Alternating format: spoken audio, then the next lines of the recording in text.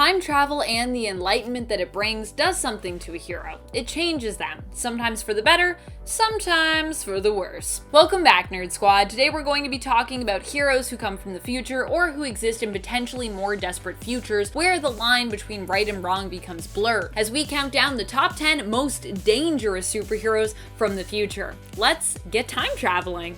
Number 10, Cable. Cable is not only dangerous to others he comes up against as a hero, but he's even dangerous to himself. Cable is a badass from the future who is taken there in his youth to protect him and ensure his survival. He has since made his way all across and through time, and has even returned to the present from the future, which is his past. Yeah, it's a lot of time travel stuff. It can get a little confusing. When Cable dies, it isn't even because anyone else took him out either, and he even saw it coming, because it turns out that his younger self was the one responsible, a version of the character we often refer to as young Cable or Kid Cable. So yeah, Cable is deadly in the sense that he'll do whatever he needs to, even if it means ending his own time loop by killing his older self. Does that make sense? I hope what I said just made sense. I think it made sense. Number 9, Old Woman Laura. X-23's future self ends up in a much nicer alternate future reality than her genetic father Wolverine. Old Man Logan's reality? Wasteland, lots of death and people who have gone insane. Cannibalism. Old Woman Laura's reality? A sort of futuristic paradise where Kamala Khan ends up as president. But even still, her future isn't perfect, because Laura is dying. Her genes have become unstable in her old age due to a flaw in the cloning process that made her not so good. The other thing that's not so good, Doom is holding the people of Latveria hostage, and it's up to Laura to put a stop to it. This version of Laura from the future is just as deadly as her main continuity counterpart, but with added years of experience, and is willing to do whatever it takes to defeat Doom, even if it means killing him and possibly sacrificing herself to do it. And friends, before we move on to this next spot, if you love time traveling as much as I love time traveling, click that like. Every time you click that like, there's a chance you could go back in time. That's not true, but wouldn't it be cool if when you clicked like on videos, you could time travel? That would be pretty cool. Number 8, Old Man Logan. Old Man Logan stays a hero in the future, but only because he doesn't have much other choice, really. Really, all Logan wants to do is live his life without having to think too much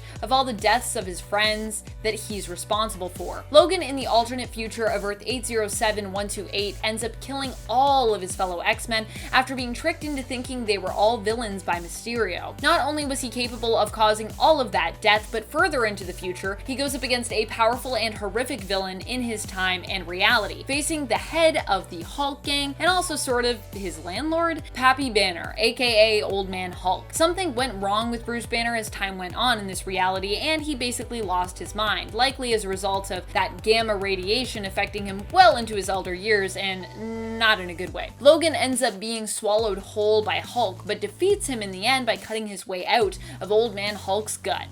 It's pretty gross.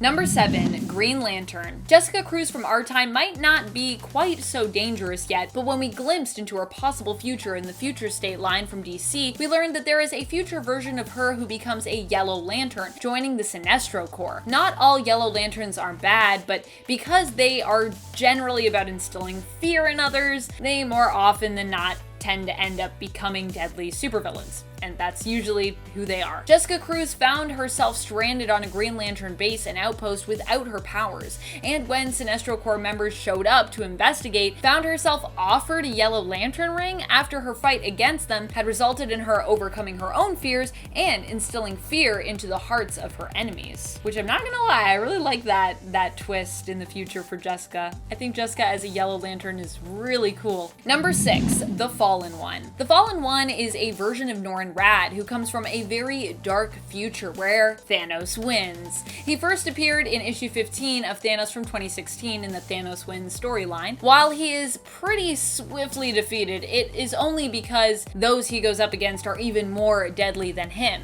And even then, it takes a few issues before the fight against him is actually concluded. So it's not like you're in, you're out. It's not a one and done. It's a few issues. Norrin Rad, aka the Silver Surfer, became the Fallen fallen one after he was imbued with black matter, and also boasts, of course, of the power cosmic, in addition to wielding Thor's hammer Mjolnir. He also comes leading the charge of the Annihilation Wave, so he's got a lot going on. He got all this power in the hopes of standing a chance in the final showdown with Thanos, as one of the last beings left alive in the universe, one of the final people to actually fight him. Sadly, he does fail, but he still manages to look deadly and badass while doing so. So you gotta give him some points for that. Number 5, Superman. John Kent in Future State takes up the mantle of Superman after his father. This also happens after his father left Earth, and many of those who he helped believe that he actually has gone missing, possibly to never return. That's what people think is going on with OG Superman. Well, we skip through the future timeline and Future State with this version of John from this future being shown as a very heroic character. We also see some things that he does in this futuristic timeline that seem, well, not so heroic. Like when he bottled the city of Metropolis. John believed he had no other choice and that this was kind of the most peaceful solution to fixing the problems that the city faced at the time. However, he later is forced to confront the fact that he took away the freedom of the people of Metropolis when he made this choice for them. Future State John Kent is dangerous because he is willing to do whatever it takes to protect the city of Metropolis, which sometimes means taking actions that other heroes like Supergirl find questionable. Number 4, King Thor. King Thor might be one of the most powerful future heroes on this list, but he also is only so deadly and dangerous because he's living in a time where he has to be. King Thor is the alternate future version of Thor from the alternate Earth of 14412. Here, Thor goes on to become the Allfather and lives beyond the point where Midgard becomes a lifeless husk as a result of Thor's once more again villainous brother Loki, the god of mischief. At one point while battling Doom in the future, King Thor is granted the Phoenix Force by Logan, who is currently bonded to it at that time, and is able to use that power to defeat Doom. Considering that King Thor will do whatever it takes to defeat those who would oppose him, and considering how much power he wields, even when he doesn't have the Phoenix Force, I'd say he's a pretty dangerous future hero.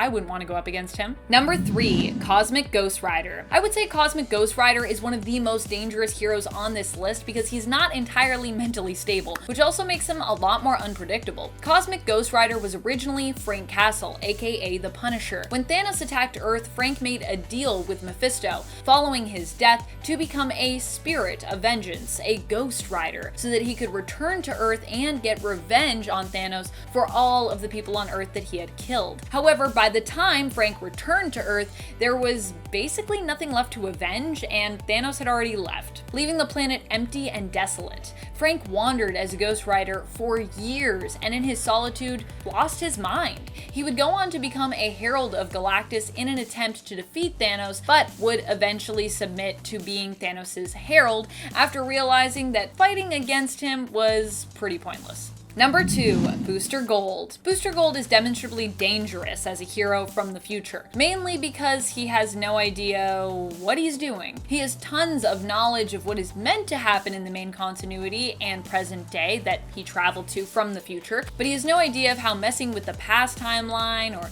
anything like that could affect the present day or its future. We see how dangerous he can be when he attempts to even do good, like saving Bruce's parents in the past so that they can be there for his wedding. Unfortunately, in doing so, completely messes with the timeline to the point that Booster is actually forced to travel back in time and make sure that Bruce's parents are killed and that poor young Bruce is basically there to witness their deaths. It's also kind of implied that Booster being there and fixing all of that is actually what caused their deaths. It's pretty crazy, it's pretty trippy. Booster might have some valuable knowledge as someone from the future, but he doesn't have the finesse needed to know when the timeline can be tweaked and when it should be left alone to avoid catastrophes from manifesting in the future. Basically, do not let Booster time travel and mess with the timeline. It is not a good idea.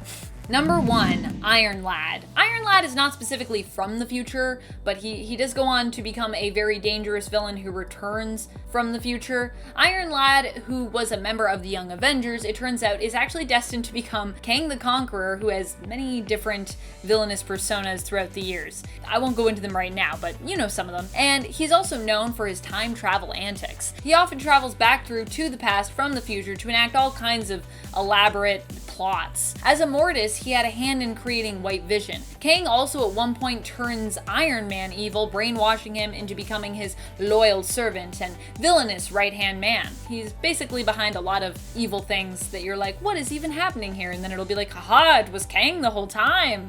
Possibly what we'll see in the MCU. I'm placing my bets. Because sadly, I don't think I'm getting Norman Osborn in this phase. What do you think are some of the most deadly superheroes to come from the future? Which future versions of heroes or time-traveling superheroes are your favorite? Do you think all time travelers are dangerous? Let us know in the comments below. This has been Top 10 Nerd, and I am your host, Amanda McKnight, saying thank you so much for watching, and reminding you, as always, to stay nerdy, YouTube.